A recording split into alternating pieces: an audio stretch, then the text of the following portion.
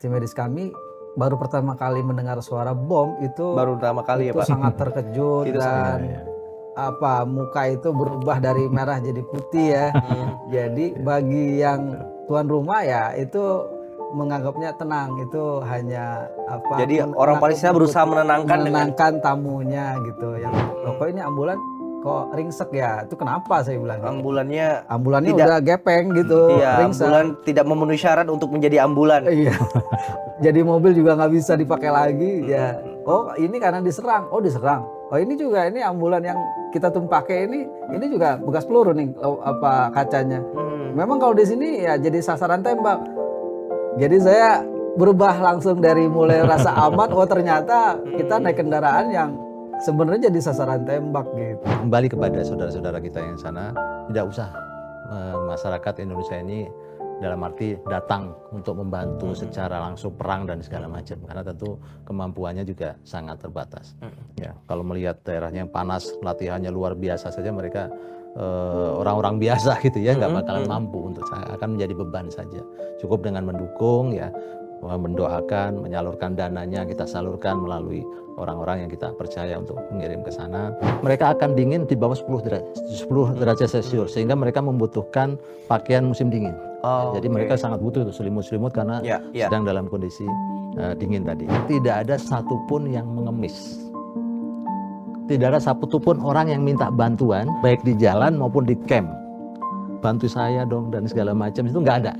Nggak ada ya. Jadi mereka sudah menyerahkan kepada pemerintah yang ada di sana terkait dengan distribusi bantuan dan segala macam, dan mereka sudah mempunyai jiwa-jiwa itu tadi ya, struggle gitu ya, mereka ya tidak gampang menyerah ya, mereka sangat luar biasa, selalu mengucapkan alhamdulillah.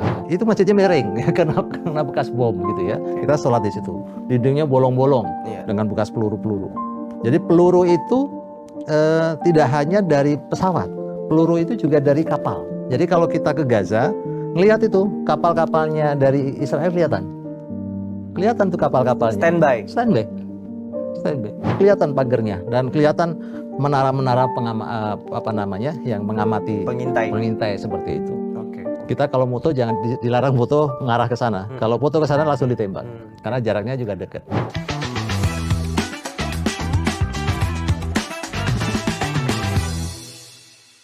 Halo sahabat Kompas TV, kembali lagi di program Kode bareng gua Raurzi Effendi. Hari ini kita kedatangan tamu spesial karena kita akan membincangkan satu topik seru terkait dengan kondisi Palestina, terutamanya Gaza.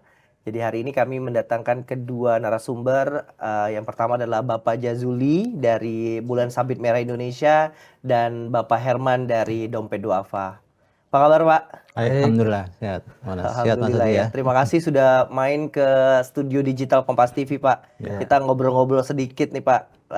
Banyak sekali mungkin sahabat Kompas TV yang pengen tahu tentang bagaimana kondisi di Gaza pada khususnya seperti apa.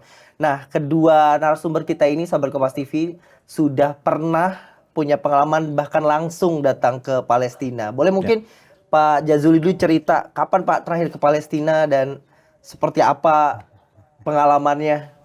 Ya, saya terakhir itu ke Palestina, Gaza ya, khususnya tahun 2013. Waktu itu kami ada permintaan pelatihan isolasi stem cell. Ya, jadi saya sempat dulu juga punya background di laboratorium. Jadi bersama ahli dari kami juga, Dr. Basuki, yang bagian stem cell itu kami berikan pelatihan di rumah sakit sana gitu. Itu terakhir 2013. Sebenarnya itu sebelumnya juga kami udah beberapa kali ke sana, 2009, 2010, 2012 juga. Jadi kurang lebih 4 kali lah kami sempat mengunjungi Gaza. Memang kondisi di sana kalau kita melihat ya karena masyarakat di sana sudah terbiasa dengan situasi perang barangkali, jadi mereka menganggapnya biasa saja. Jadi kayak kami sempat membawa tim medis waktu itu, dan di sana tim medis kami baru pertama kali mendengar suara bom itu Baru pertama kali ya Pak? Sangat terkejut dan muka itu berubah dari merah jadi putih ya. Jadi bagi yang tuan rumah ya itu menganggapnya tenang, itu hanya Jadi orang Palestina berusaha menenangkan tamunya gitu yang dari rombongan kami. Jadi kondisinya ya seperti itu buat mereka biasa, tapi buat kami yang baru ke sana dan bukan orang yang biasa dengan suara seperti itu ya betul. Itu sangat terkejut dan juga tembakan ya memang ada kekhawatiran lah, ada ini gitu. Saya juga di awal pertama kali sampai di sana merasa aman karena dijemput oleh ambulan. Wah, ini kendaraan yang paling aman. Kami dan rombongan tim medis itu dijemput dari perbatasan sampai ditempatkan di Rumah Sakit Syifa waktu itu, rombongan semua. Tapi begitu sampai Rumah Sakit Syifa, begitu turun ya kami ya saya sempat bicara menunggu rombongan yang lain datang. Saya sempat bicara dengan pengemudi ambulan. Loh, kok ini ambulan kok ringsek ya? Itu kenapa saya bilang gitu. Ambulannya udah gepeng gitu. Iya, ambulan tidak memenuhi syarat untuk menjadi ambulan. Iya. Jadi mobil juga nggak bisa dipakai lagi ya. Oh, ini karena diserang. Oh, diserang. Oh, ini juga ini ambulan yang kita tumpake ini juga bekas peluru nih kacanya. Memang kalau di sini ya jadi sasaran tembak. Jadi saya berubah langsung dari mulai rasa aman, oh ternyata kita naik kendaraan yang sebenarnya jadi sasaran tembak gitu. Yang seharusnya aman ya, Pak? Seharusnya aman. Jadi ya udah dari situ ya berarti sudah tidak ada tempat aman buat kita ya, waspada aja gitu. Jadi kondisinya buat kami relawan ya seperti itu ya, waspada, jangan sembrono. Dan juga bahkan ada teman kami yang sempat juga tuh rombongan ya karena pintar bahasa Arab diancam juga. Ada kan yang tidak jelas orangnya tiba-tiba mengancam dan sekaligus macam-macam. Pak Herman, seperti apa sih sebenarnya proses orang untuk berangkat ke Palestina dari Indonesia, ya? Dari Indonesia. Baik. Nah, dari Indonesia ini memang prosesnya cukup panjang ya, dari mengurus visa untuk pergi ke Mesir, jadi ke kedutaan Mesir. Karena pintunya melalui Mesir. Karena kalau Gaza hanya dari situ. Hanya dari situ. Dan itu prosesnya cukup panjang. Dan nanti menentukan bisa atau tidak ya dari kedutaan Mesir. Oke, masuk kedutaan Mesir itu juga tidak gampang. Ini akan ada pemeriksaan yang cukup ketat di imigrasi Mesirnya. Ya, bahkan tahun 2010, 2009 tim kami berangkat nggak bisa masuk karena pemeriksaan yang ketat tadi dari kedutaan imigrasi Mesir tadi. Jadi harus ada cara-cara tertentu agar bisa masuk tadi. Ya, misalnya menyatakan sebagai turis dan segala macam gitu ya. Jadi itu statusnya sebagai turis ya? Iya, karena kalau kita secara umum menyatakan sebagai relawan malah lebih sulit untuk bisa masuk. Oke. Gitu. Nah, itu masuk ke sana, nah itu yang panjang lagi. Untuk proses bisa masuk Gaza itu tidak gampang. Kita sudah melobi ke kedutaan Indonesia yang ada di Mesir, diantar ke kedutaan yang ada di Mesirnya sendiri, kemudian memakai jalur media dan segala macam untuk bisa mendapatkan visa itu tidak mudah. Dari tahun 2008 berangkat bisa masuk, 2009 nggak bisa masuk. Ya 2010 masuk, alhamdulillah bisa. Jadi prosesnya itu panjang. Jadi untuk bisa mendapatkan visa masuk ke Gaza itu tidak gampang. Jadi nanti banyak usaha-usaha yang kita lakukan, lobby-lobby ke banyak pihak, ya mitra-mitra yang bisa kita, karena stempelnya itu dari pemerintahan Mesir yang bisa mengeluarkan tadi. Nah, dulu kita sudah hampir habis visa di Mesir, hampir nggak keluar. Itu sudah hampir tanda petik, ya sudahlah, udah nggak bisa berangkat. Gitu ya. Putus asa ya, Pak? Putus asa, kita serahin sama Allah gitu ya. Niat kita udah sampai sini gitu ya. Ya alhamdulillah tiba-tiba dari kedutaan ngasih kabar. Ini visanya keluar, bisa masuk ke Gaza. Masya Allah langsung sudut subur gitu ya, kita ke sana itu. Ya, berempat waktu itu kita bisa masuk ke Gaza. Jadi prosesnya itu rumit dan ya tidak segampang yang orang pikirkan. Gitu ya, untuk bisa masuk ke Gaza. Nah, begitu masuk ke Gaza kan waktu itu kan terjadi gencatan senjata. Ya, bukannya gencatan senjata itu kemudian disebut aman 100% gitu ya. Nah, begitu masuk kan kondisinya ya kita paham pasti banyak gedung miring ya, bolong-bolong dan segala macam. Banyak saudara-saudara kita ini kalau kita berjumpa itu kan biasanya utuh-utuh gitu ya. Kalau di sana kan ada hilang kakinya, hilang tangannya, bahkan hilang kaki dan tangannya gitu ya. Disambut dengan, sampai sana sama dengan Pak Jazuli tadi. Sampai sana Udah biasa itu suara tiba-tiba dem, di mana tuh? Di sana. Ya, pada waktu kita jalan-jalan tuh tiba-tiba ada desingan. Cing, cing, apa itu? Burung? Bukan, itu peluru. Tiarap, begitu sampai begitu. Itu dalam kondisi aman. Jadi dalam kondisi aman, status genjatan senjata pun tidak bisa disebut aman, ya karena kita tetap waspada. Waktu itu banyak serangan bomnya itu dengan pakai drone. Jadi tidak ketahuan suaranya, tiba-tiba dam. Begitu. Dan teman-teman kita yang di Palestina, Gaza nggak bisa menangani. Senjatanya itu pada waktu itu nggak bisa kena karena terlalu tinggi. Jadi mereka masih sangat tradisional tembakannya itu tadi. Pak, bekal apa Pak? Saya selain motivasi untuk menolong sesama ya, umat manusia ya Pak ya. Bekal apa yang dibawa oleh Pak Jazuli dan Pak Herman berangkat ke Gaza gitu Pak? Ya kalau saya mungkin ya ini kan dari kembali kepada keyakinan kita ya, bahwa ya hidup ini kan yang intinya itu nanti di akhir sebenarnya gitu ya. Jadi berbagi itu apalagi kepada orang-orang yang sangat membutuhkan, terzolim, itu harus kita bantu, apalagi mereka sebagian besar seiman gitu. Itu dorongan yang paling kuat, sehingga kita harus berangkat, karena kalau sementara kita punya sumber daya yang bisa kita lakukan gitu. Kalau kita tidak lakukan, itu justru berbalik pertanyaannya nanti tuh di kehidupan yang berikutnya itu di alam kubur itu nanti dipertanyakan. Anda punya kemampuan tapi Anda tidak melakukan, masalahnya apa? Itu nanti malah jadi berat buat kita kan. Sementara kita punya tadi akses walaupun sulit, tapi kan kita bisa tuh. Masih bisa mengusahakan. Kita masih mengusahakan dengan Kemenkes minta rekomendasi, dengan Deplu Kementerian Luar Negeri ada nota diplomatik, terus kita audiensi juga sempat dengan Pak Dubes Mesirnya sehingga keluar visanya, terus kita berangkat di sana juga dengan bantuan KBRI, komunikasi dengan Intel Mesirnya baik, dan akhirnya keluar surat jalan untuk menuju Rafah dan bisa masuk. Nah, itu kan sesuatu yang sebenarnya bisa kita lakukan. Adakah syarat-syarat khusus selain tadi ya Pak ya? Syarat-syarat khusus yang dimiliki orang seseorang untuk lo harus punya surat referensi misalnya gitu Pak? Kalau secara umum kita kompetensi. Jadi kompetensinya adalah pada bidang kebencanaan. Jadi kita kan memang domain duafa dan juga BSMI itu kan biasa terjun kalau ada bencana dimanapun, baik lokal maupun yang sifatnya internasional, kan harus siap turun.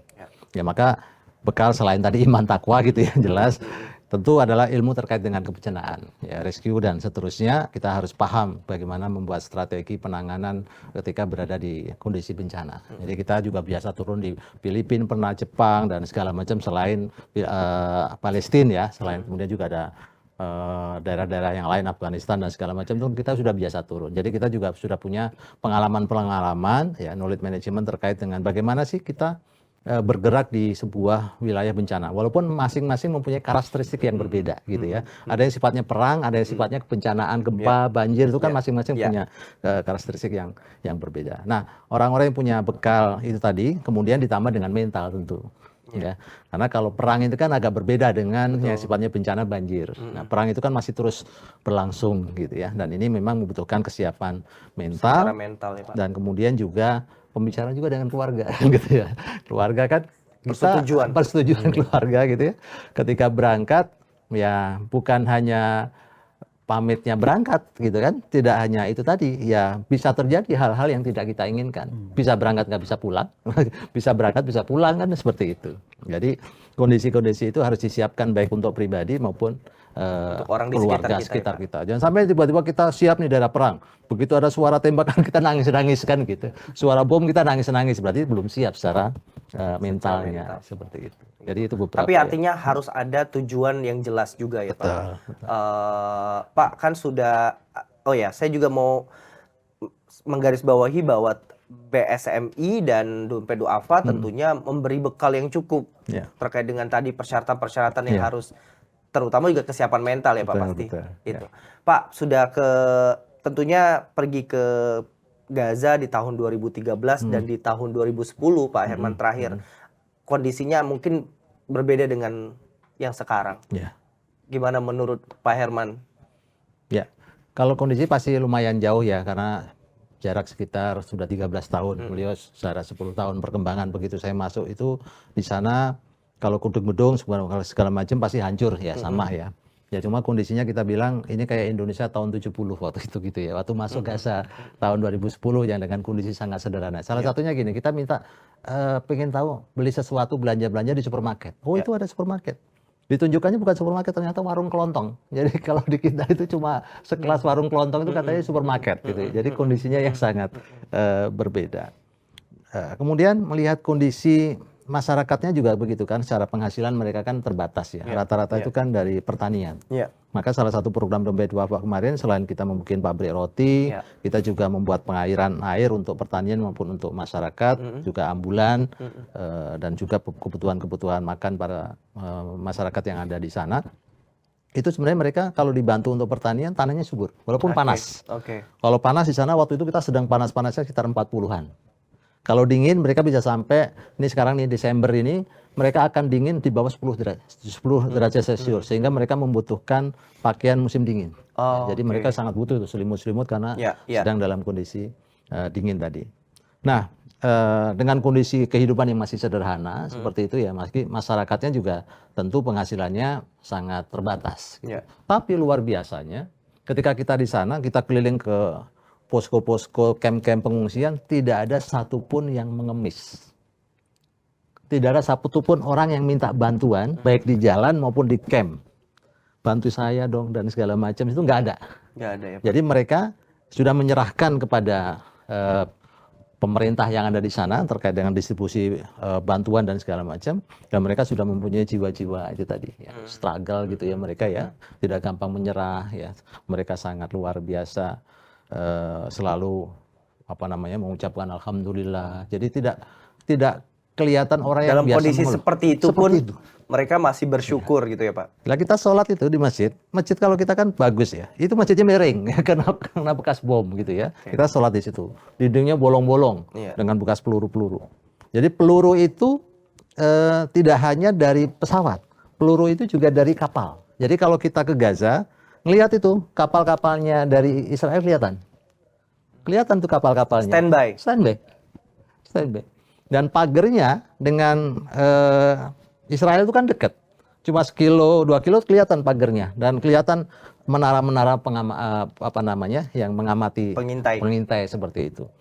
Kita kalau moto jangan dilarang foto mengarah ke sana, kalau foto ke sana langsung ditembak karena jaraknya juga dekat. Pak Jazuli, kalau BSMI kan fokus di kesehatan. Apa yang dilakukan BSMI dalam misinya ke Palestina dan Gaza?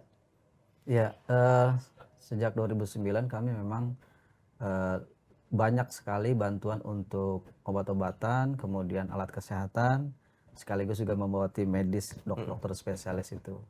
Di samping itu juga yang mendukung kehidupan seperti tadi, sumber air, sumur juga kita lakukan, dan apalagi rumah sakit juga butuh bahan bakar, itu juga kita support juga, karena mereka selalu setelah kita punya kontak dari sana mereka kasih kabar kami butuh bahan bakar ini untuk operasional rumah sakit, jadi kami kirim bahan bakar itu dari Jakarta lah, maksud belanjanya di sana di perbatasan teman-teman kami tinggal transfer biaya bahan bakar itu.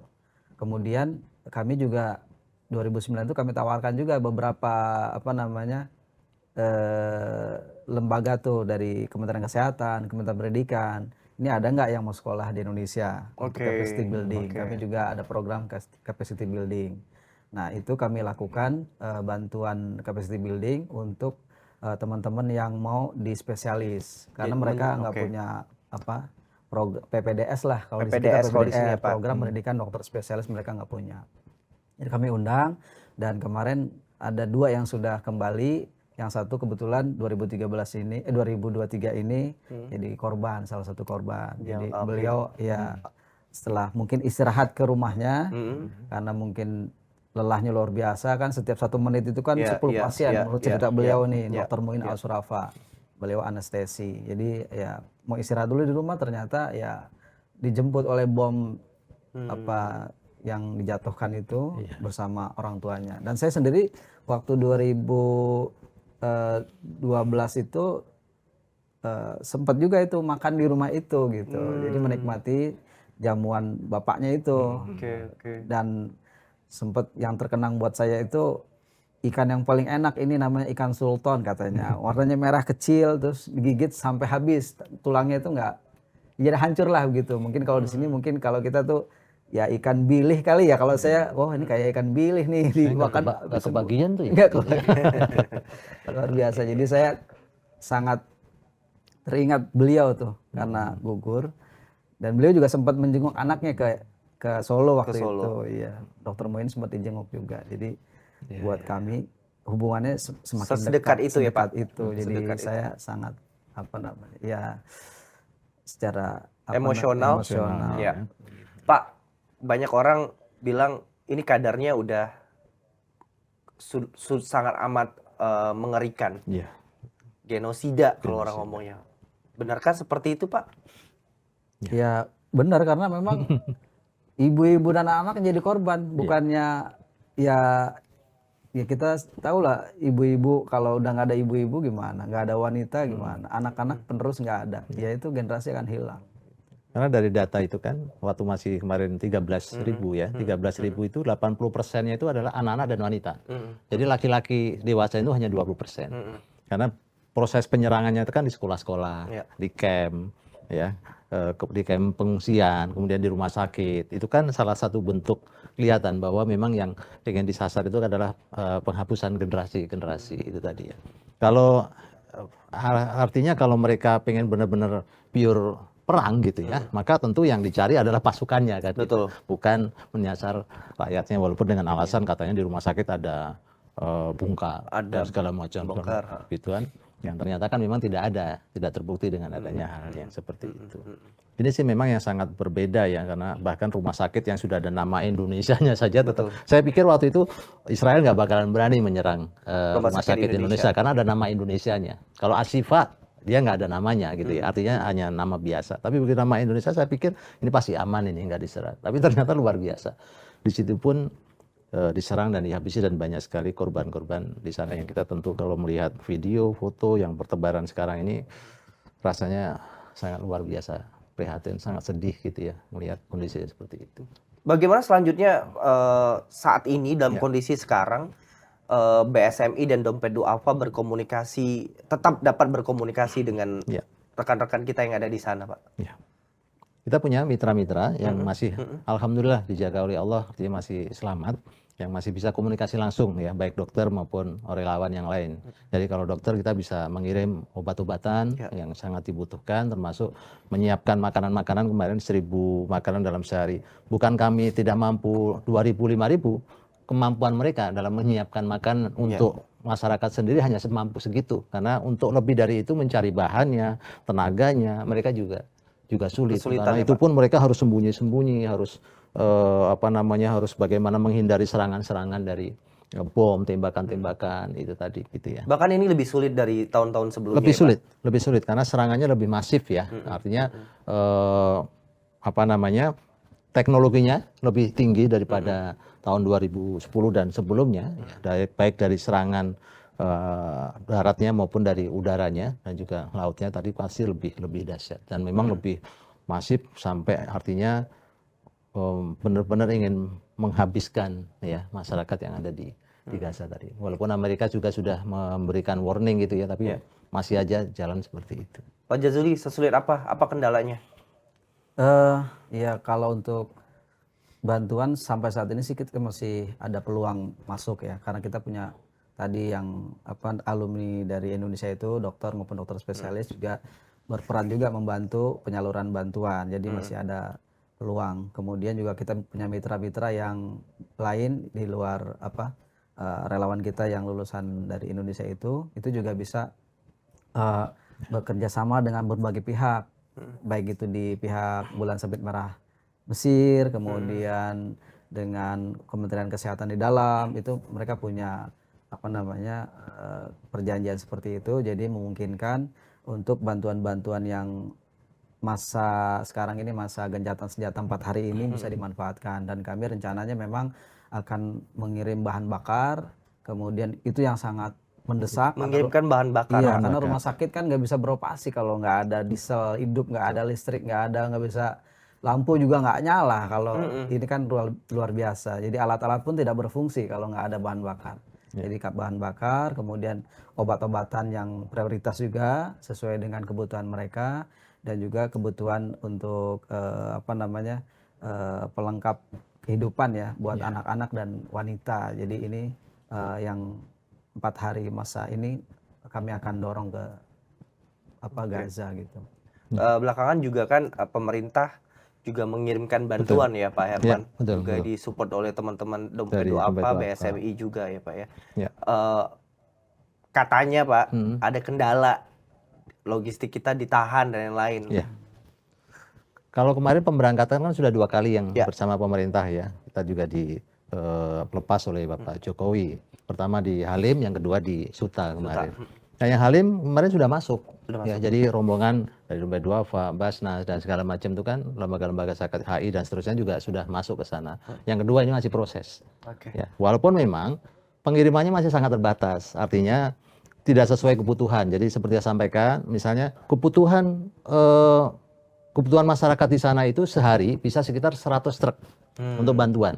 Tapi yang masuk baru sekitar 20 sampai 30 truk. Jadi kebutuhannya terpenuh ini 30% ke bawah.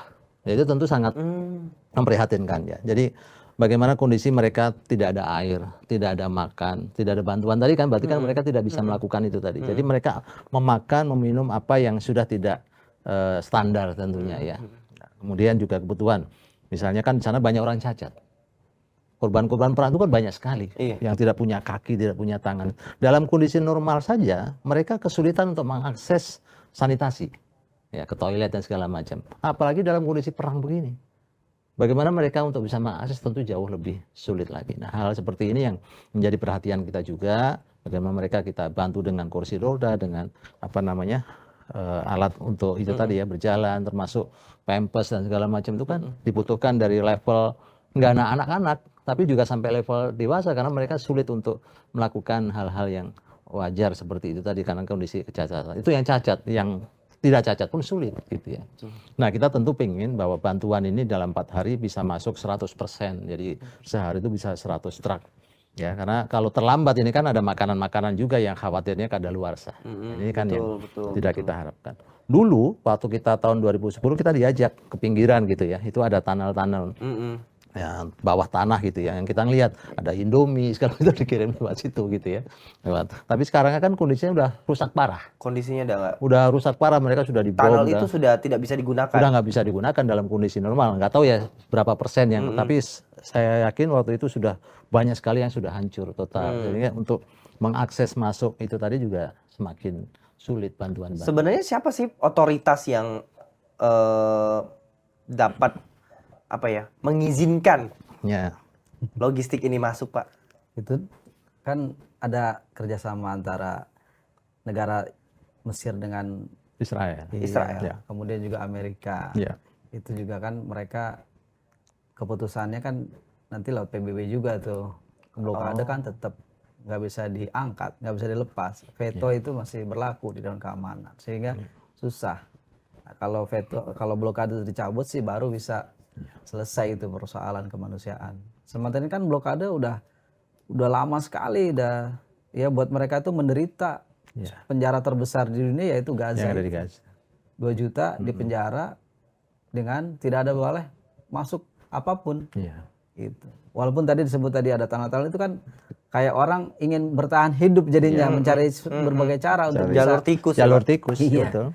Karena kecil memang jalurnya, walaupun mungkin ada yang bilang besar ya, rata-rata kan kecil ya, bisa badan satu atau lewat jalan atau paling banter 1 rel gitu untuk bawa-bawa.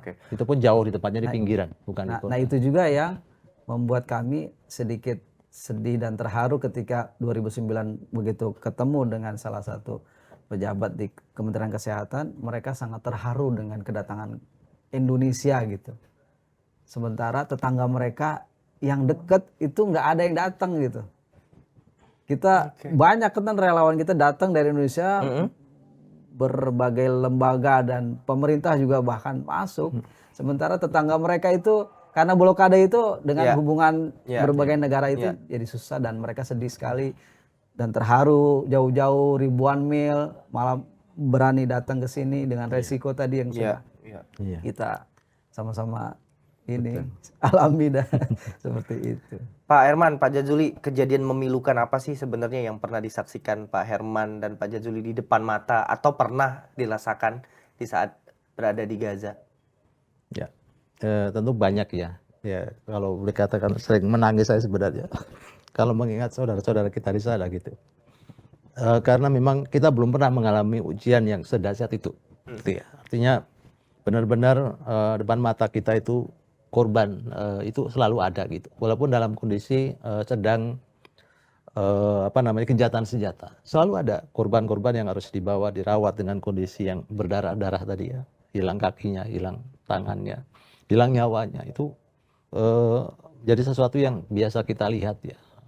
Dan tentu kita menjadi sesuatu yang sangat berat baik secara kejiwaan kita dan juga tanggung jawab kita. Apa yang bisa kita bantu untuk saudara-saudara kita. Kita hanya bisa ngasih bantuan, makanan, obat, dan kebutuhan-kebutuhan pokok.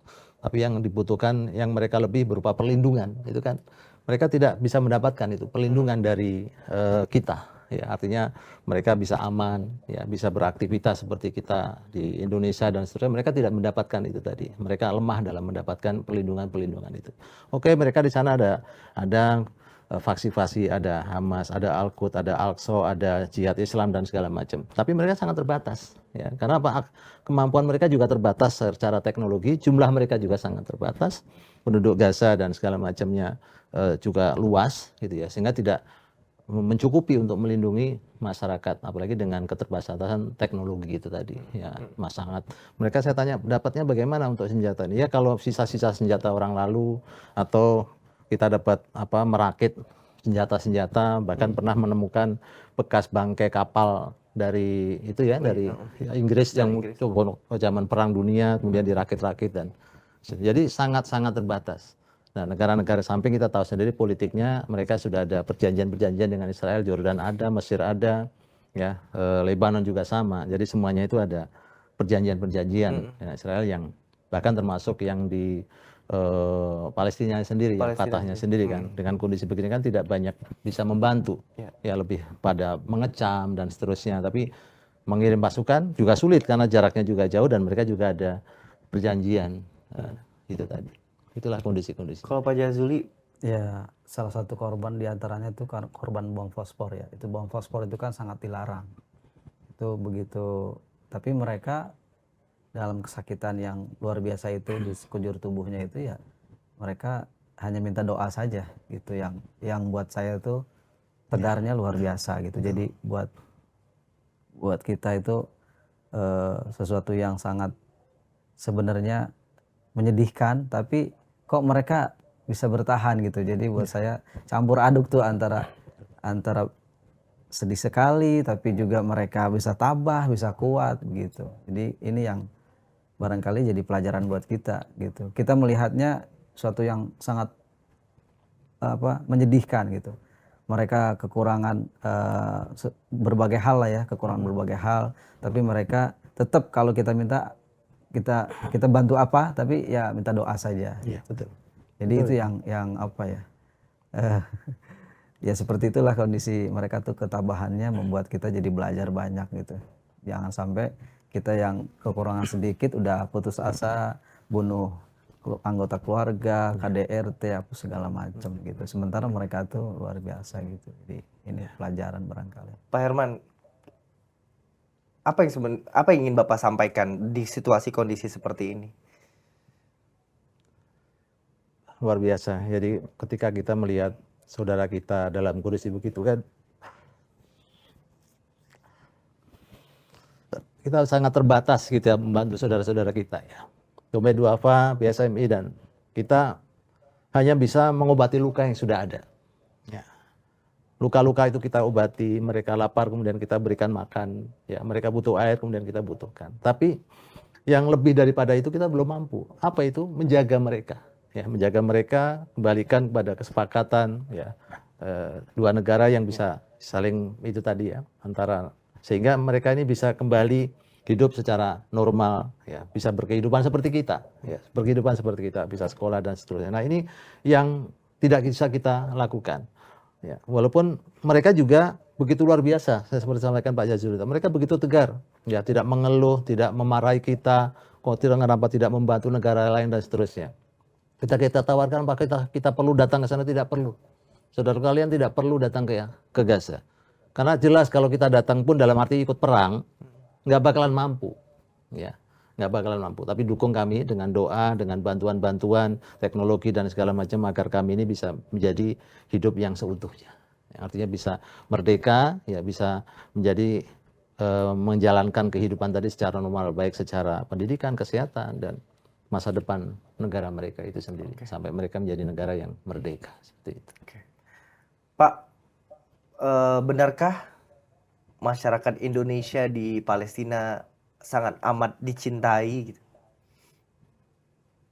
Ya, memang mereka sangat cinta dengan kita ya. Karena kepedulian kita yang luar biasa kepada mereka, dukungan kita yang terus-menerus, itu membuat mereka sangat hormat, sangat cinta kepada Indonesia. Apalagi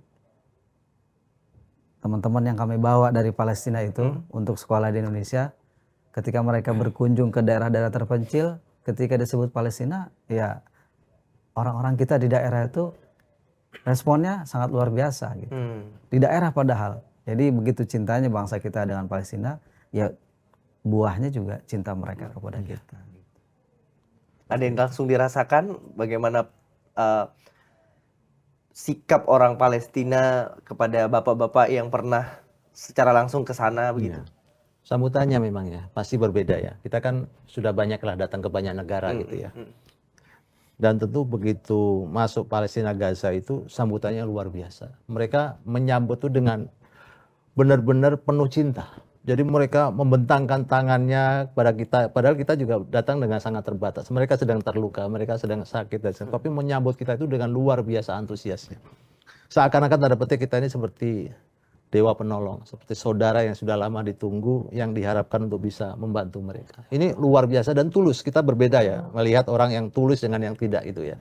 Tulus benar-benar air matanya kelihatan berbinar dan seterusnya itu mereka benar-benar tulus ya dengan kehadiran kita. Kadang-kadang kalau di tempat bencana ada juga orang yang tidak suka kita bantu, ada juga yang kondisi seperti itu. Ya, tapi orang-orang Gaza ini memang orang yang baik, orang yang soleh, jauh dari sifat yang disebut tanda petik mohon maaf teroris dan segala macam. Orangnya soleh, sholat itu banyak kan penuh masjid-masjid dalam kondisi orangnya cacat, senyumnya bagus, ya selalu walaupun dengan keterbatasan nih. Jadi waktu kita makan datang sambut gitu ya. Kan kita tahu kondisinya susah. Kita tahu, kita datang ke rumahnya itu juga sudah bolong-bolong begitu, bekas-bekas ini. Kita suruh nunggu. Kena suruh ngapain ini nunggu banget. Memang udah lapar sekali kita. Lapar sekali. Kita pikir kan ya sudahlah, makan apa saja kita sudah siap lah karena memang di tempat yang seperti itu. Masya Allah itu ya nggak lama datang itu makanan satu nampan aja tuh. Kalau di sini kayak nasi Arab itu, nasi madi gitu ya. Biryani begitu dengan ayam-ayam daging-daging yang luar biasa. Kita dari mana ini? Pokoknya untuk tamu dan segala macam. Mereka sudah nggak memikirkan itu dari mana ya. Kita tentu tahulah carinya pasti susah. Ya dalam kondisi begitu mereka untuk menyambut tamu yang sangat itu tadi dicintai tadi. Benar-benar kita dijaga di mana-mana, kemana kita tidur tuh selalu pindah-pindah karena tempatnya tidak aman, pindah kadang-kadang ke sini, kadang ke sana dan seterusnya gitu untuk menghindari. Kita nggak ingin saudara kita ada yang terluka ketika datang ke sini. Jadi harus datang aman, pulang dalam kondisi aman. Itu sampai jaminannya sampai seperti itu. Pak pernah berhadapan nggak secara langsung dengan tentara Israel?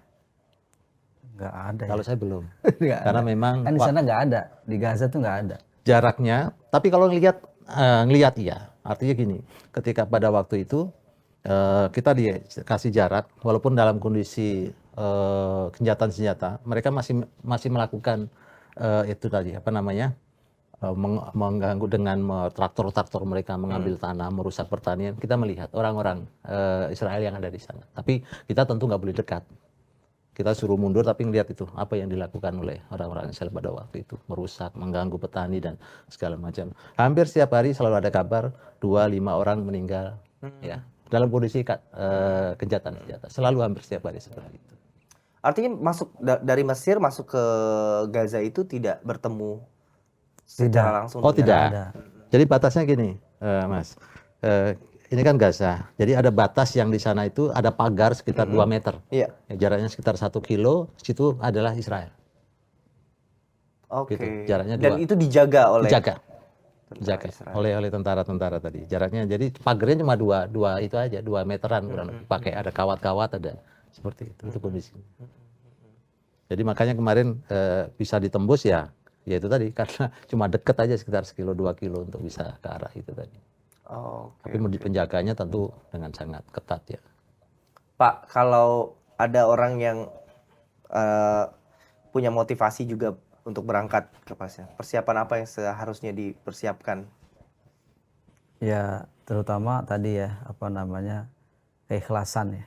Karena kita selalu kalau di perbatasan itu, tentu ini konteksnya Gaza ya. Kalau di perbatasan itu untuk bisa masuk ke sana mereka selalu ingatkan banyak berdoa karena situasi tadi itu tidak menentu, bisa diizinkan bisa tidak gitu. Jadi banyak berdoa ya karena kita ikhlas membantu sehingga dipermudah urusannya Allah Subhanahu wa taala gitu. Jadi itu yang utama. Kemudian tadi masalah keluarga juga harus disiapkan bahwa kita berangkat itu ini ke daerah konflik, ke daerah perang gitu ya. Yang itu ya risikonya bisa ekstrim, bisa tidak ada gitu. Jadi antara tidak sampai ekstrim itu yang harus kita siapkan. Dan ini keluarga juga harus disiapkan. Kemudian kalaupun mau berangkat ya kompetensi kita yang kita bisa lakukan tuh apa? Itu harus jelas. Jangan sampai nggak bisa apa-apa malah jadi beban. Gitu. Jadi beban, betul. Gitu. Jadi kompetensinya apa sehingga kami selalu kalau kebetulan kami ini memang banyak bantuan di medis sehingga kami memang memilih dokter-dokter yang sudah punya pengalaman di tempat mereka masing-masing, perawat yang sudah pengalaman di tempat mereka masing-masing, dan itu yang baru kita rekrut untuk bisa berangkat. Proses perekrutannya seperti apa sih Pak kalau di BSMI? Kalau kami biasanya karena kami punya cabang, ada provinsi, kabupaten, ya kami umumkan ini kita mau berangkat, mengirim tim bantuan, dibutuhkan dokter-dokter bedah, silakan diajukan gitu. Nanti kita seleksi gitu. Pengajuannya dari diri sendiri? Ya dari cabang masing-masing, menawarkan ke relawan-relawan di masing-masing daerah sehingga terekrut, nama ini diajukan, setelah itu baru nanti kita di pusat menyeleksi gitu. Siapa yang memang betul-betul kompetensinya pas untuk di sana. Seperti 2010 mereka minta yang bisa operasi tulang belakang. Jadi kami cari betul tuh yang bisa operasi tulang belakang. Udah gitu baru kita kita proses paspornya, visanya untuk bisa berangkat dan tentu membawa peralatan itu spinal fiksasi itu tulang belakang itu kita beli di Mesir dengan kualitas yang Jerman lah kalau menurut informasi dari teman-teman di Mesir itu yang punya akses itu dari Ikatan Dokter Mesir itu. Nah itu kami beli dari mereka baru kami bawa ke dalam gitu. Jadi kita beli yang terbaik. Karena kami memang tadi sempat disinggung juga sudah biasa di bencana ya. Kalau di bencana tuh jangan kasih yang obat kadaluarsa, jangan kasih alat yang levelnya belum update gitu. Jadi kita kasih yang terbaik gitu buat korban walaupun dia orang tidak mampu gitu. Itu yang keikhlasan itu yang mungkin berberkah barokah, mungkin juga nanti kemudahan muncul, terus kemudian dukungan partisipasi masyarakat makin banyak, mau membantu dan seterusnya dari situ. Dan yang paling penting apa yang diberikan dan apa yang dikirim adalah sesuatu yang memang betul-betul dibutuhkan. Betul, iya, jangan sampai mubazir gitu. Kalau relawan sendiri, kalau di Dompet Duafa ada spesifikasi tertentu? Ya, jadi kita ini kan ada pelatihan kebencanaan gitu ya. Jadi orang-orang yang diberangkatkan tentu sudah harus lulus dari training kebencanaan tadi sehingga ketika datang dia sudah punya bekal kompetensi-kompetensi yang dibutuhkan kalau dalam menangani pendidikan begini, menangani kesehatan begini, menangani kebencanaan dan seterusnya sehingga manajemen kebencanaan dia sudah punya. Jadi orang-orang yang sudah punya manajemen kebencanaan tadi di-list kan kalau di Dompet Duafa siapa saja, kemudian ketika diturunkan bencana maka ditawarkan. Ya, selain itu ditawarkan, kemudian biasanya kalau ditawarkan banyak yang pengen berangkat, gitu ya. Pengen berangkat, baru kemudian ada proses namanya personel komite untuk menentukan siapa yang layak untuk berangkat di daerah sini, layak berangkat di sana, dan ada mappingnya Pak ya? mappingnya, jadi sesuai dengan kompetensi dari masing-masing tadi. Selain itu juga harus dilihat secara fisik kan, namanya daerah bencana, fisiknya harus kuat, jadi jangan sampai dalam kondisi yang tidak sehat dan seterusnya. Dalam kondisi seperti ini Pak, bantuan apa yang sedang dipersiapkan dan sedang akan jalan gitu? Ya. Baik. Nah, kalau Domain Duafa ya, nanti selain dari PSI, kita kemarin sudah mengirim bantuan melalui pemerintah 2 kali, ya, dari kebutuhan-kebutuhan pakaian, selimut, kasur, ya, dan makanan-makanan yang kita siapkan 2 kali. Pertama dari kemarin di Halim dan kemudian yang di Suta. Nah, sekarang tim kita juga ada di Mesir, sudah menyiapkan ada 11 truk yang sudah disiapkan dengan membawa bekal masing-masing sesuai dengan kebutuhan di sana. Air itu kebutuhan yang sangat sulit di sana sekarang ini. Kemudian makanan tentu, ya, makanan-makanan yang sifatnya cepat untuk bisa disajikan, ya, jadi praktis untuk disajikan. Yang kita bawa juga selimut-selimut karena Desember ini sangat dingin. Dan tentu kasurnya juga, ya, selimut dan kasurnya tadi. Pakaian-pakaian termasuk pakaian dari mulai kecil sampai dewasa. Kemudian sampai pampers juga kita siapkan, selain juga obat-obatan. Ya, obat-obatan ini selain kita taruh di rumah sakit, juga kita taruh di di rumah-rumah yang sifatnya paket-paket sederhana untuk masyarakat yang ada di sana. Nah, selain itu juga kita kirimkan juga kebutuhan tadi, minyak, ya, solar yang ada di sana karena kondisi mereka kesulitan untuk mendapatkan listrik dan seterusnya. Nah, selain itu kita masih rutin dalam beberapa hari ini, nanti kita targetkan berapa bulan menyiapkan dalam setiap hari itu ada 1000 paket makanan yang kita siapkan untuk saudara-saudara kita yang ada di sana. Selain kita sudah menyiapkan juga ambulan. Kemarin ambulan kita yang di sana kan terkena yang salah satunya di bom itu tadi, ya. Kita rusak. Nah, sekarang kita akan siapkan untuk pengiriman kembali ambulan, tapi melihat kondisi juga nanti ke depan. Itu kurang lebih yang kita siapkan sekarang. Kalau BSMI Pak? Iya, memang di masa gencatan senjata ini, tadi sempat saya singgung, memang kita sedang mempersiapkan bantuan obat-obatan, kemudian alat kesehatan, bahan bakar, solar untuk rumah sakit yang memang sangat mendesak, kemudian kebutuhan-kebutuhan ibu dan anak yang itu juga sangat mendesak, juga makanan-makanan siap saji yang memang sangat dibutuhkan karena saat ini mereka dalam kondisi lapar. Bahkan juga ya itu tidak ada yang bisa dimakan barangkali, jadi kita harus siapkan segera. Kemudian juga ambulan, kemarin ada mitra kami yang sudah menggalang dana untuk ambulan, jadi sudah ada 1 ambulan yang insya Allah akan kita kirimkan. Di samping juga kami juga menjajaki untuk calon-calon mahasiswa baru yang untuk mereka bisa belajar lagi di Indonesia, baik apa di Unpad, apa di ITB, atau mungkin nanti di UI, Erlangga dan lain-lain, juga Andalas tadi saya sebut. Itu kami mencari mitra-mitra yang memang bersedia untuk bergabung. Di UNS juga tempat Dr. Muin sebelumnya itu juga sedang kami jajaki gitu. Insya Allah nanti seperti itu ke depan. Mungkin saya memahami terdapat gejolak lah di masyarakat kita terkait dengan kenapa tidak ada pengiriman pasukan atau apa seperti itu Pak ya, sehingga banyak orang-orang di beberapa daerah melakukan aksi begitu. Tidak apa kami berangkat dengan biaya sendiri begitu ya Pak ya. Gitu. Sebagai orang yang sudah berpengalaman, possible-kah, mungkinkah itu terjadi gitu? Ya, kita pertama merespon semangat tadi ya. Semangat tadi sudah bagus. Masyarakat itu dengan menggaungkan, dengan mendukung, dengan berbagai macam kegiatan demo di media sosial dan segala macam, ya. Nah, dan kemudian semua itu tadi mudah-mudahan menjadi sebuah dukungan secara moral kepada saudara-saudara kita.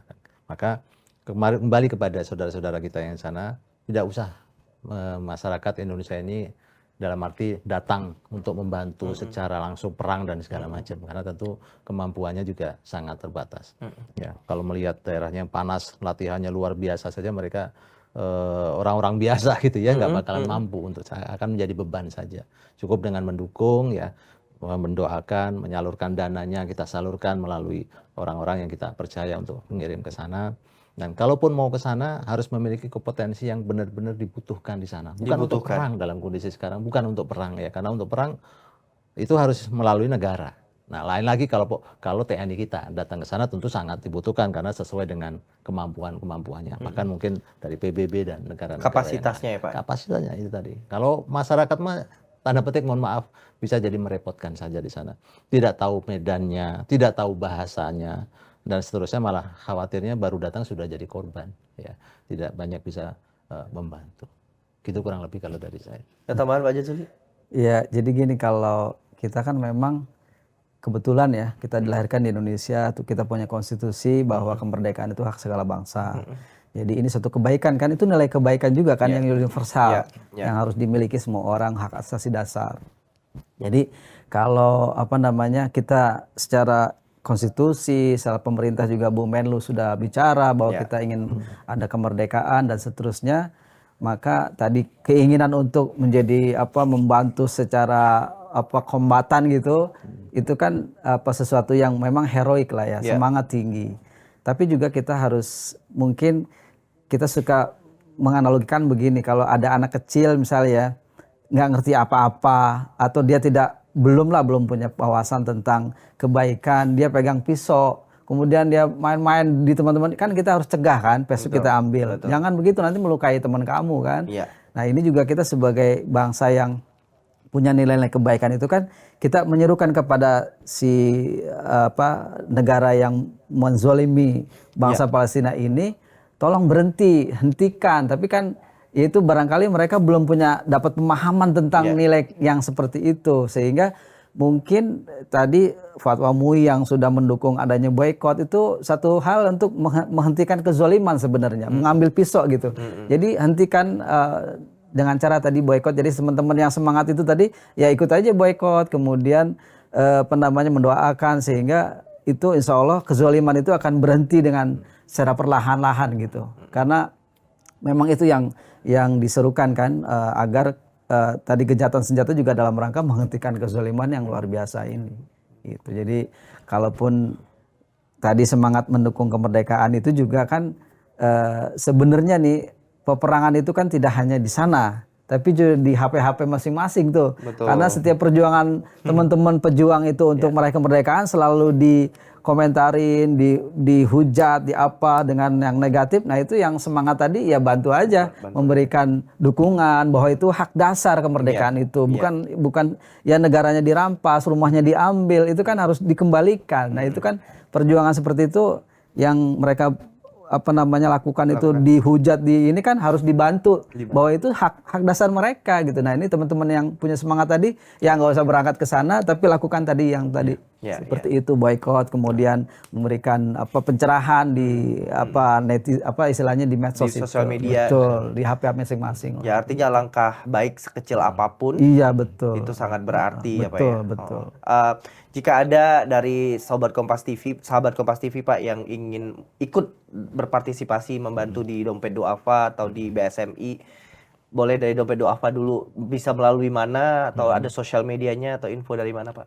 Ya, jadi kalau ingin bekerja sama dengan Dompet Duafa tentu bisa langsung ya dengan Dompet Duafa, datang di Dompet Duafa kantornya di Pejaten, maupun bisa di media-media kita, website kita dompetduafa.org, atau di YouTube atau Instagram kita Dompet Duafa juga sama. Jadi insya Allah kita bisa berkolaborasi ya, untuk melakukan aksi-aksi kebaikan untuk membantu saudara-saudara kita yang ada di Gaza, Palestina secara umum seperti itu. Karena korbannya bukan hanya di Gaza sebenarnya ya, karena juga termasuk yang di West Bank ya, tepi barat itu juga 13.000 di Gaza, yang di sana sekitar 150 atau sekarang sudah bertambah. Tetap aja ada korban-korban juga di sana yang perlu kita dibantu juga. BSMI? Ya memang kalau ingin berpartisipasi dalam ini, kami masih menggalang dana, ya bisa melalui